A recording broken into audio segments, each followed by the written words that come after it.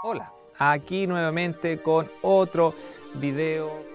En este video es corto, vamos a contar cómo funciona el servicio DNS, que ustedes después van a tener que probarlo con las máquinas virtuales. Claro. El servicio DNS es el servicio de nombre de dominio. Lo que hace es traducir nombre a direcciones IP y direcciones IP a nombres. Es un sistema que funciona totalmente jerárquico y distribuido en Internet, y es el sistema que permite que toda la Internet esté funcionando.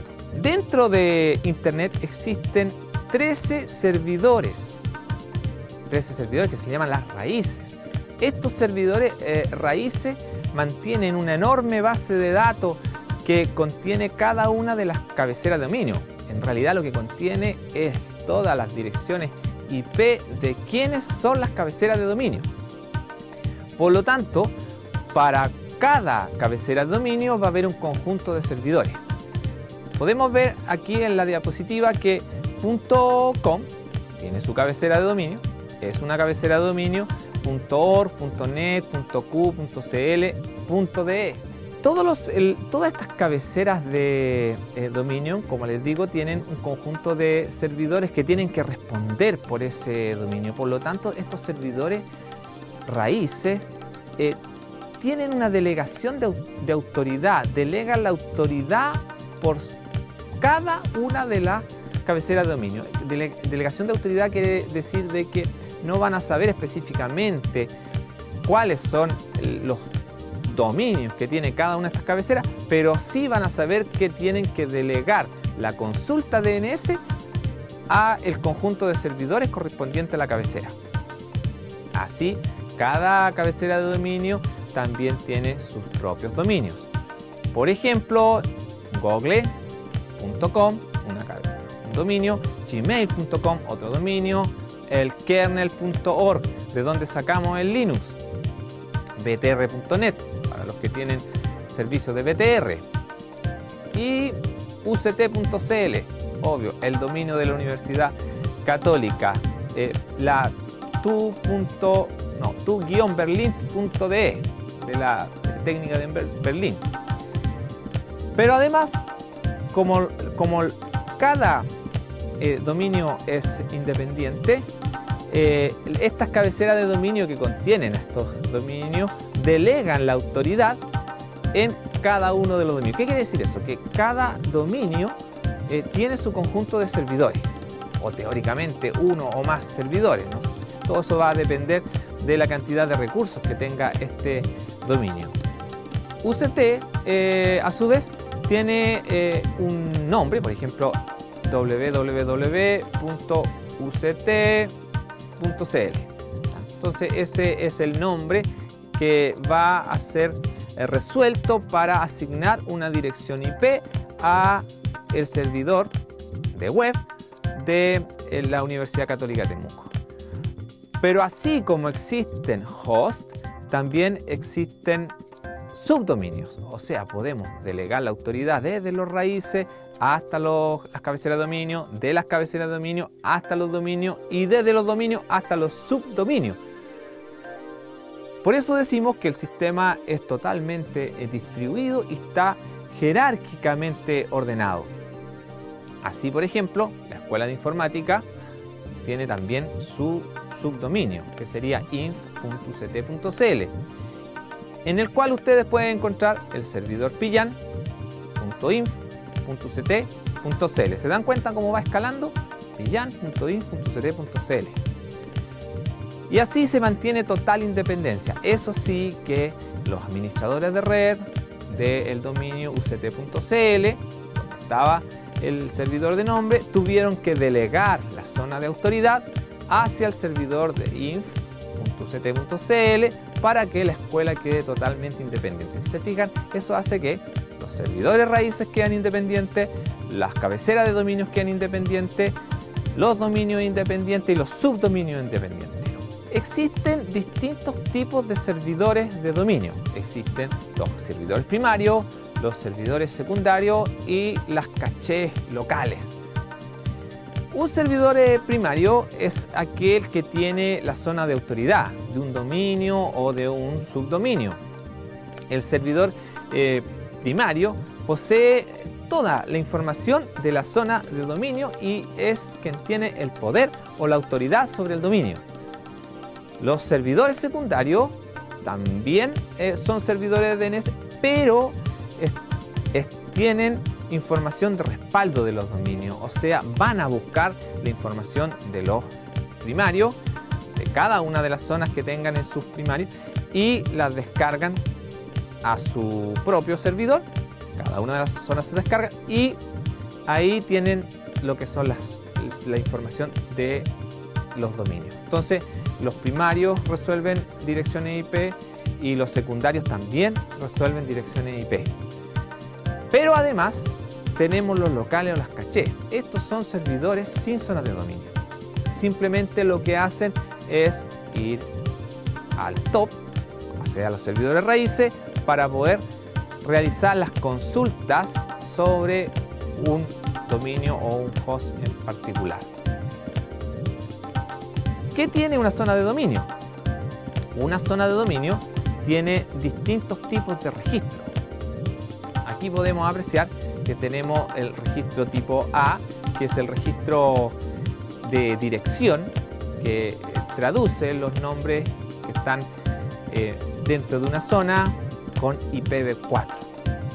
Sabemos que IPv4 está en transición de pasar a un nuevo protocolo, a IPv6, y por lo tanto también tenemos un tipo de registro para traducir direcciones de IPv6, que sería 4A.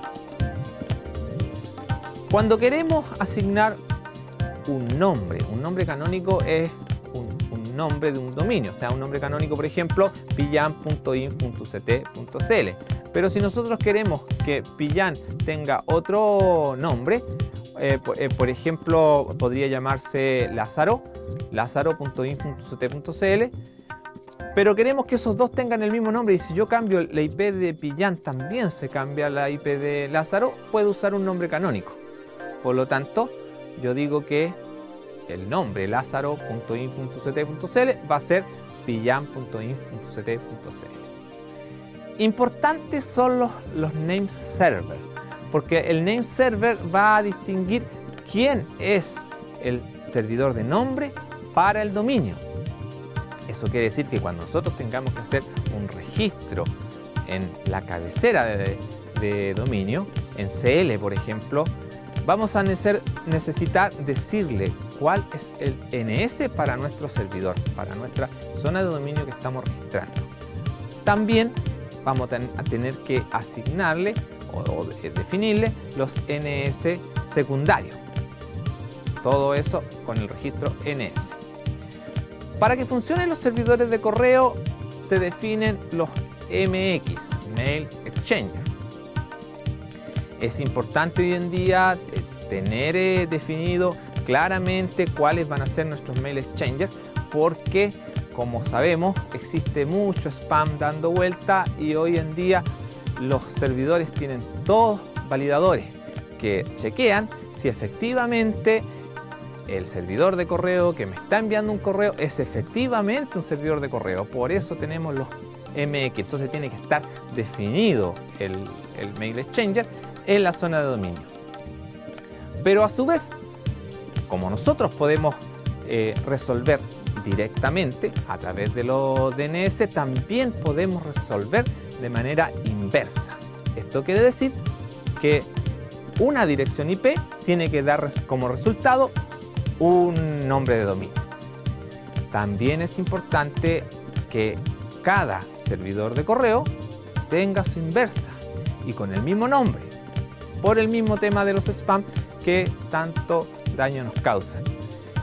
¿Qué pasaría si no tenemos la inversa? Simplemente que los programas de spam que van asignando puntaje pierde puntaje porque no tiene su inversa, y por lo tanto, como no tiene su inversa, es probable de que sea algún spam. También tenemos la zona de autoridad que proporciona la información del DNS primario. Y hay muchos más registros, o sea, podemos ver en la siguiente diapositiva que tenemos el hinfo, que describe al host, permite que la gente conozca qué tipo de máquina es, qué sistema operativo tiene. Y otro registro muy importante es el registro TXT. Este registro TXT permite identificar distintos modos arbitrarios que se pueden usar, por ejemplo, para chequeo. A veces Google, cuando quiere chequear la propiedad de algún dominio, nos envía un tipo de registro TXT que nosotros tenemos que ingresar a nuestra zona de dominio para poder validar de que somos realmente los administradores del dominio. También tenemos de localización para poder indicar las coordenadas y de tipo de servicio. El SRV es un tipo de registro que nos sirve para los servicios y al igual como en el caso del MX se le asigna una prioridad, en el caso de los SRV también se le asigna una prioridad para poder manejar servicios que pueden estar tanto en TCP como en UDP. Y por último tenemos otro tipo de registro que es muy usado hoy también para los servicios de correo, porque los spam nos crean bastante estragos, es el SPF, el Sender Policy Framework, que especifica cuáles son los hosts que están autorizados para enviar correo desde el dominio. Y con ese registro SPF, los demás servidores de correo saben de que efectivamente existe una autorización. Todo eso se estructura en la zona de dominio. Bueno, eso ha sido todo por ahora de lo que son los servidores DNS, y la demostración práctica va a venir en el siguiente video, donde vamos a revisar lo que son las zonas de dominio, vamos a revisar dónde están definidos a nivel de archivos los raíces, y vamos a crear zonas de dominio virtualizadas en nuestros sistemas operativos. Hasta el próximo video. Chao.